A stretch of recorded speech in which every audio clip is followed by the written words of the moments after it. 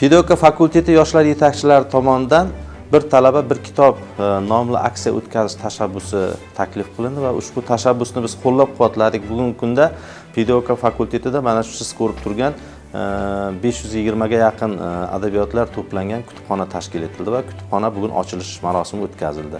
Pedagogika fakultetida shunaqangi yangi kutubxonaning ochilishi bayram oldi bir katta bayram bo'layapti.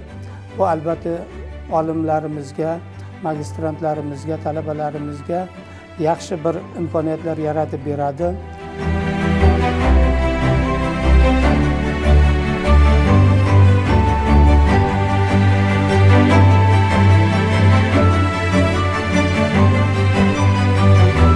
Talabalarimizni mana shunday tashabbuslarni doim qo'llab-quvvatlaymiz. Agar siz ham mana shu aksiyada ishtirok etmoqchi bo'lsangiz, marhamat, o'zlaringizni arzimas ana shunday kitoblaringiz bilan ishtirok etishingiz mumkin. Sog' bo'lasiz, salomat bo'linglar.